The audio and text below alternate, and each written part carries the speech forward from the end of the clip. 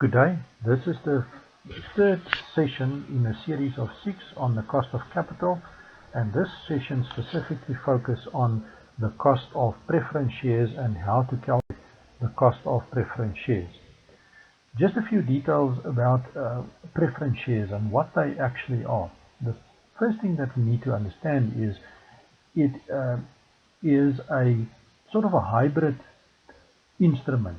So they've got characteristics of debt and they've got characteristics of ordinary shares.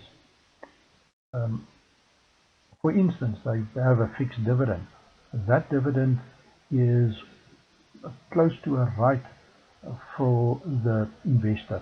So they are receiving a regular dividend on a fixed calculated method, and it is an annual dividend which they are entitled to, depending on the rights fixed to this preference share.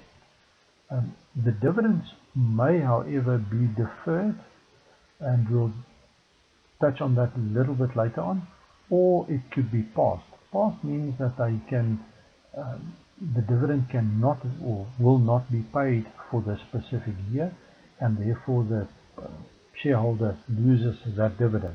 And that is in line with equity. So the fixed dividend is in line with debt. The fact that dividends may be passed is in line with equity, and that's why it's a hybrid type of instrument. Two types of preference shares.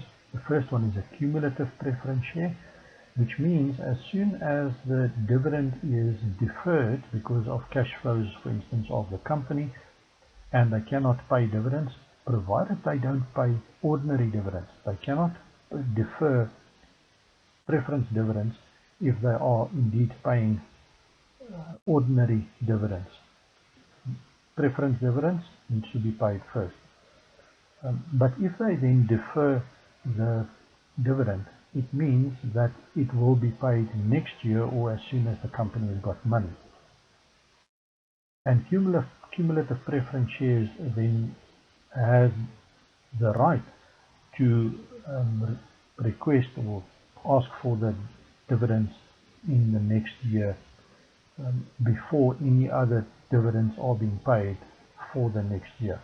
Non-cumulative preference shares is basically saying that if it is passed in a specific year, provided again no other dividends are being paid, then the shareholder loses that dividend for that year and again are entitled to dividends in the next year without the previous year being paid. What are the types of preference shares? The first one is a redeemable preference share. Redeemable says that the preference share can be redeemed, in other words settled, at a specific price up until a specific time in the future. So the company has got the option of settling these shares and then not have the obligation anymore to meet the dividend requirements because they have settled the shares and the shareholders got their money back. The second one is convertible preference shares, and the convertible preference shares is the shareholder has got the right to convert their investment in their preference shares into ordinary shares, so they can substitute or replace their preference shares for ordinary shares. It's normally a conversion ratio. Let's say for every one preference share that you have, you can convert that into 5 ordinary shares as an example, and the shareholder has got the right but not the obligation to do that. So they can do their calculations, look at the market price of the ordinary shares and then decide, and we'll do a little bit of an example just after this. Then participating preference shares. These are very lucrative type of preference shares because you've got the preference share and you've got the rights of the preference share where you've got a regular dividend that you're receiving. But when the company is making additional profits, the preference shareholders then share in those surplus profits, after they paid the preference shares, they then share in those profits as a ordinary share, or almost like an ordinary shareholder as well. So very good investment to make if you're an investor in some of the companies. What is the cost of preference shares? And that is taking the formula at the bottom saying expected annual preference dividends. So DP, it's the dividends that are being received, and we divide that by the net proceeds. And in the previous session we already talked about that. So the net proceed is deducting any flotation or issue cost or any of the elements that needs to be paid. So that is the money that is being received by the issuing company. What are the cost of redeemable preference shares? And it looks like a long intimidating formula, but it is actually not. It's calculating and it's applying the formula that we had in the previous slide.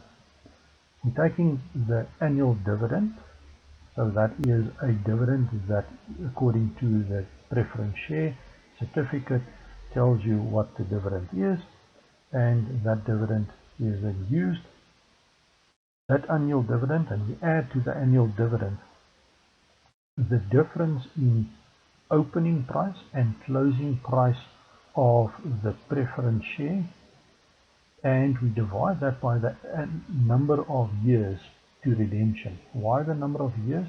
Because we work with an annual dividend, we want an annual number.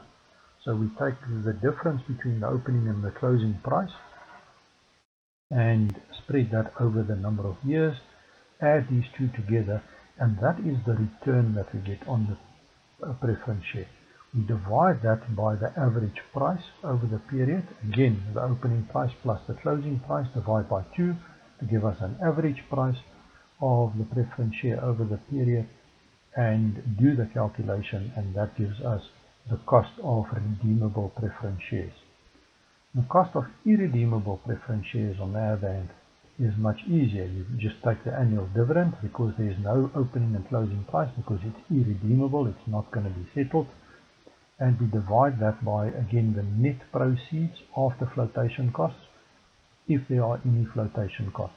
So it's the net proceeds, and that gives us a cost of irredeemable debt, or irredeemable preference shares.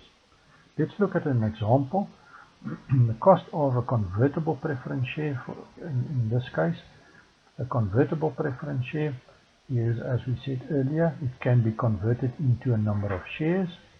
So let's use an example and say the current preference share price is 500 Rand, so that's the value of one preference share. We can convert that into 50 ordinary shares. So the option that we have is we can convert one 500 Rand value preference share into 50 ordinary shares. So what by implication is the price of the ordinary share then? It should be 10 Rand per share. If we then go into the market and we look at the market price and we see the market value on this ordinary share is currently 7 Rand. Will we then do the conversion? Let's think of it. We own 10 Rand, a value that is equal to 10 Rand a share.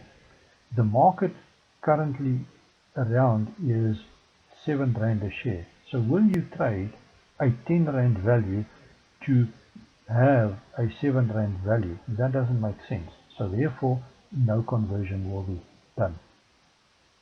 But if the market value is, let's say, 30 Rand, and we calculated that the current share value that we hold in terms of the preference shares is the 10 Rand, surely then we will consider the conversion, because we're going to obtain a value of 30 Rand, where the current value that we have in the sense of the preference share equals to about 10 Rand per ordinary share. So you need to do these calculations and consider all the elements and costs involved and also realize that we have a preference dividend that is paid on an annual basis, which we will lose once we convert into ordinary shares. So we need to bring that into our consideration and calculation as well. The cost of participating preference shares. Here we just need to understand that they share in the profits, like we already said, and in liquidation they've got a preference claim on liquidation assets in the company. So the participating preference shares, we do a normal calculation on the preference share, but they have these additional benefits to the shareholder. And that brings us to the end of this session, and